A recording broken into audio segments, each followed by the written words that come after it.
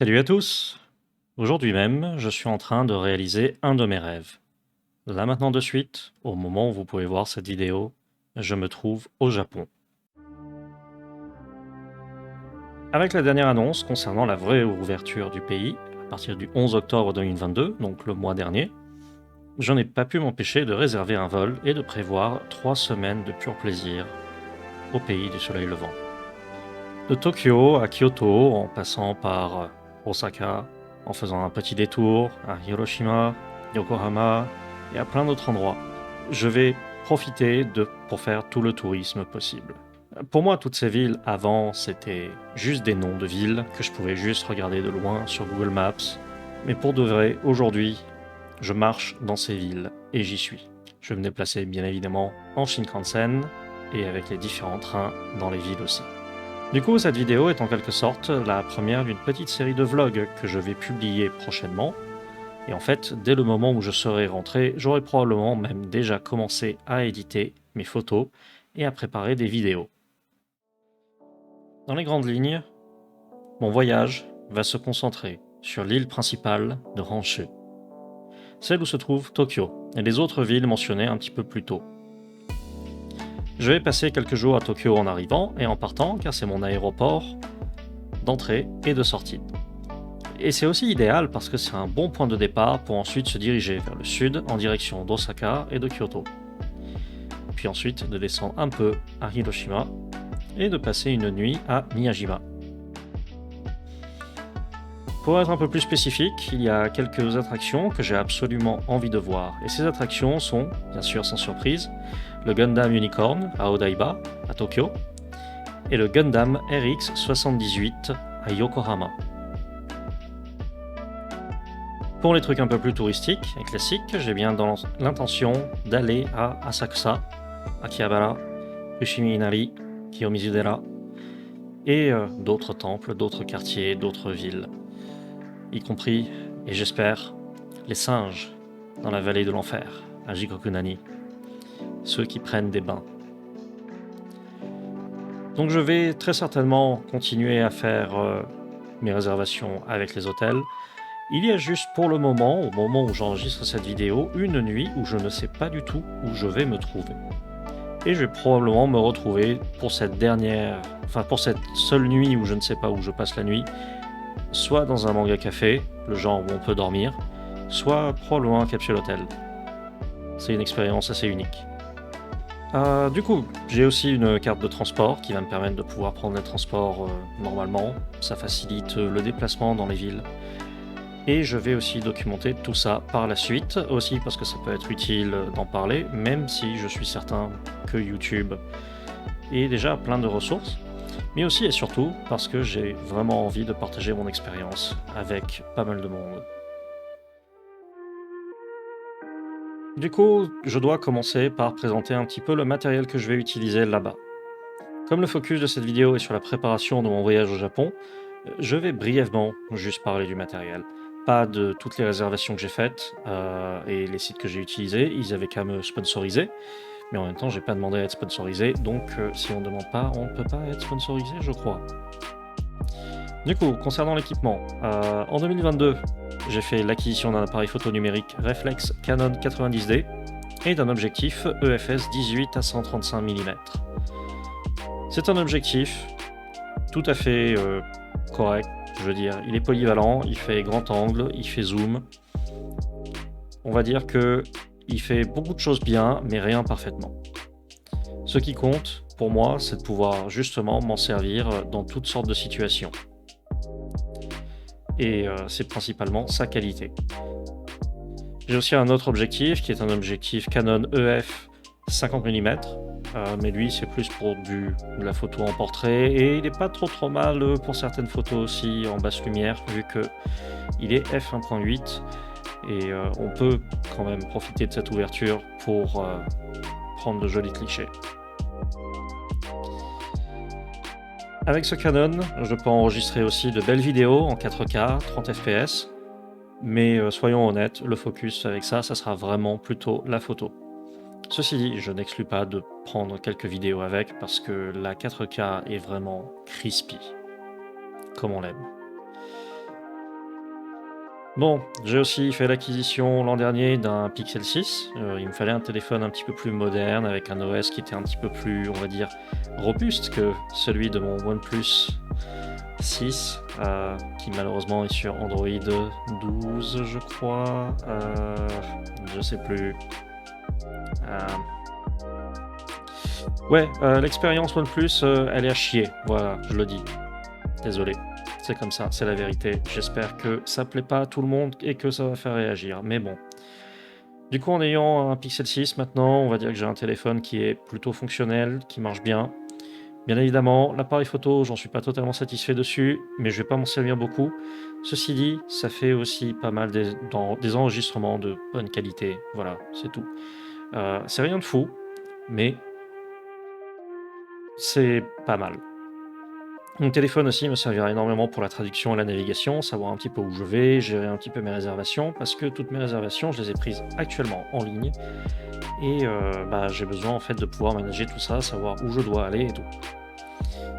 Avec ça, je vais du coup prendre un Pocket Wi-Fi chez Japan Wireless pour toute la durée du voyage. Du coup, ça va coûter un petit peu cher, mais bon, ça vaut le coup. Ça me permettra d'avoir de la 4G partout où je vais. Je ne pouvais malheureusement pas me permettre de prendre une carte SIM là-bas, elles sont beaucoup trop chères et je ne sais pas exactement ce que je vais utiliser comme data exactement. Pour revenir quand même dans le milieu de l'image, j'ai aussi fait l'acquisition d'une GoPro Hero Black 11. Ce qui m'a motivé à faire cet achat, c'était la stabilisation et l'alignement avec la vidéo de l'horizon. C'est assez cool et d'ailleurs là vous pouvez voir derrière moi, il y a un petit enregistrement que j'ai fait lorsque je suis sorti à Paris pour tester un petit peu ça, lorsque je montais la GoPro sur un harnais. Et ça le fait en fait, c'est cool, ça marche. Mais j'ai pas mal de choses à dire sur la GoPro et sur la boîte GoPro en elle-même. Donc ça sera probablement une vidéo prochaine aussi, parce que j'ai un coup de gueule à pousser et je vais le pousser. Ceci dit, j'ai l'intention d'enregistrer pas mal de moments que je vais passer au Japon, et avec tout ça, ça sera soit simplement des moments où je voyage, soit sans aucun doute aussi un petit peu des vlogs où je vais parler. Bien évidemment, je vais pas chercher à incruster mon modèle au milieu de tout ça. Soyons honnêtes, c'est pour voir les images, pas pour me voir moi. On est d'accord? C'est bien ce que je pensais. Et du coup, le plus gros investissement que j'ai fait, et ça correspond un petit peu à ma quête, qui était de trouver un PC portable, potable et décent. Et malheureusement, j'ai été obligé de m'orienter sur un MacBook Pro équipé de la puce M1 Pro. Et ma quête éternelle pour trouver un PC portable décent a pris fin avec ça. J'ai trouvé mon bonheur concernant la productivité. Je pourrai donc facilement éditer mes photos, mes vidéos lorsque je serai dans certains transports. Donc c'est totalement mon intention. Ça me permettra aussi un petit peu le soir de pouvoir faire de l'édition vidéo, de l'édition photo en me couchant, histoire de venir préparer des choses. Parce que j'ai totalement l'intention quand même de décharger régulièrement mes photos vers le laptop et en même temps d'en faire des backups sur le cloud. On ne sait jamais ce qui se passe. Et ça, c'était l'explication rapide sur le matériel que j'emporte avec moi et mon équipement pour faire mon tourisme. Je n'ai pas vraiment prévu de devenir avec tout ça un youtubeur Japon ou même un youtubeur voyage. Mais comme c'est une expérience assez unique, je me suis dit ça valait le coup de venir et d'investir un petit peu plus dans du matériel que de toute façon je vais utiliser, que j'aille au Japon ou non. Car j'ai tout de même des besoins qui sont bien réels. Certes, c'est beaucoup d'argent, mais c'est de l'argent que j'ai mis de côté en pensant à ce jour. Tout comme mon solde de jours de congé au boulot que je n'ai pas dépensé avant que le Japon se réouvre. Et oui, 3 semaines de congé, c'est pas rien, c'est pas rien. J'espère que mon équipe va survivre. Du coup, effectivement, j'ai parlé d'éditer les photos et j'ai besoin d'apporter quelques précisions sur le terme éditer. Lorsqu'on parle d'éditer des photos, surtout avec Lightroom, en réalité, c'est plus un processus de développement, un petit peu comme si on faisait avec une pellicule et du film. Je vais venir ajuster un petit peu tout ce qui est exposition ou bien la balance des blancs, essayer de masquer un petit peu du bruit, ce genre de choses. Ça correspond pas à venir et à rajouter Totoro dans toutes les photos. D'accord? Disney ne me le permettra pas et ça va ruiner la plupart d'entre elles.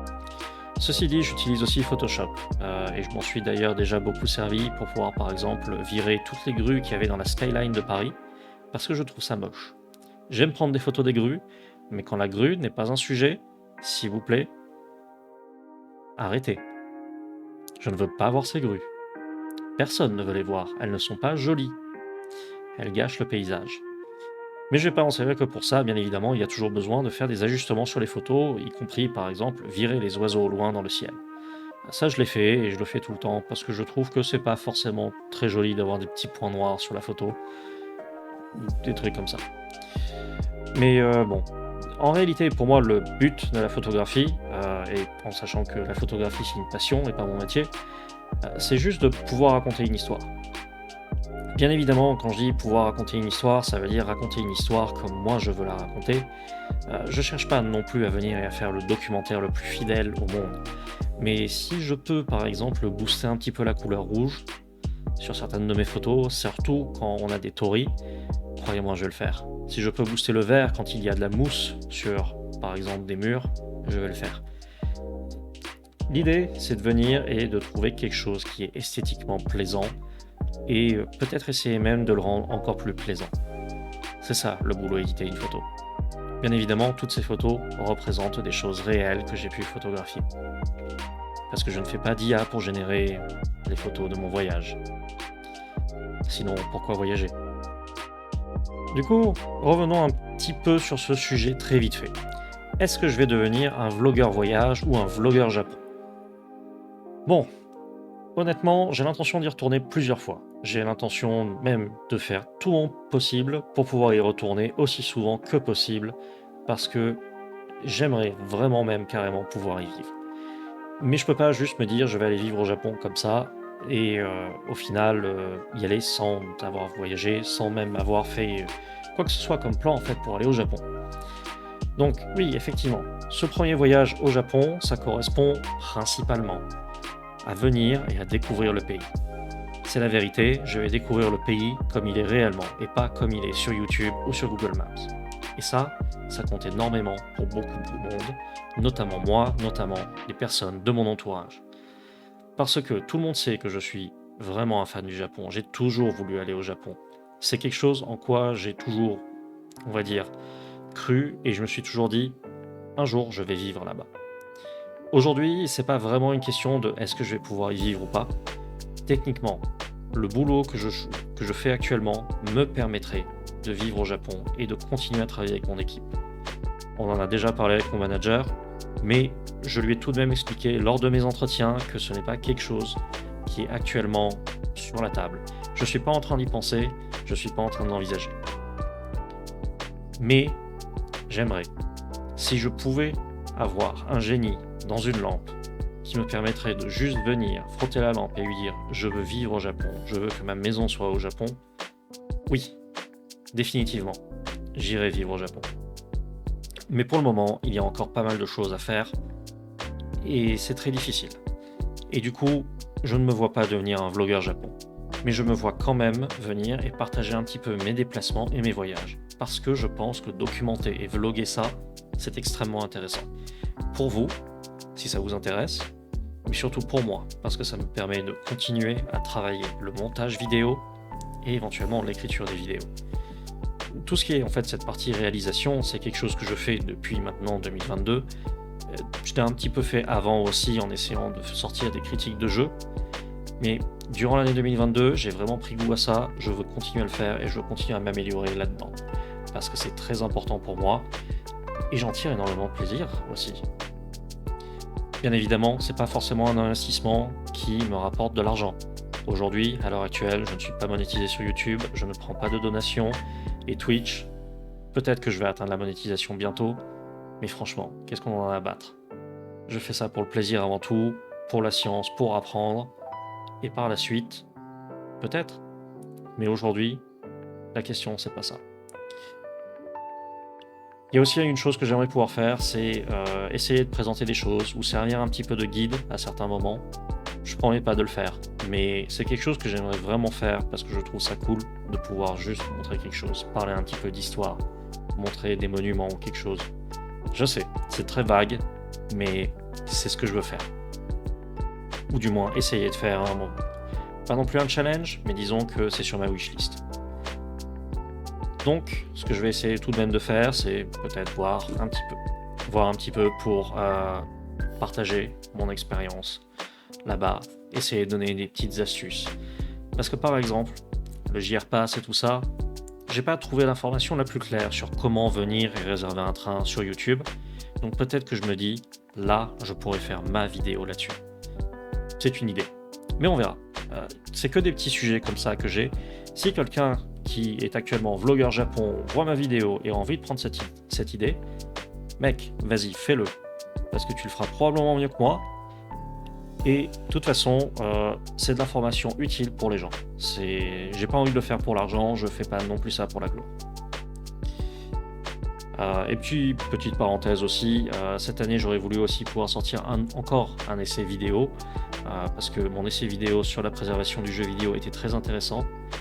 Peut-être que du coup, je pourrais aller au Japon pour un petit peu trouver des boutiques de jeux vidéo d'occasion et me servir de ces images pour la partie 2 de cette vidéo, parce que je vais créer une partie 2, ou plutôt on va appeler ça une saison 2, même si un épisode c'est plus une partie 2, ou un deuxième épisode, enfin bon, on verra.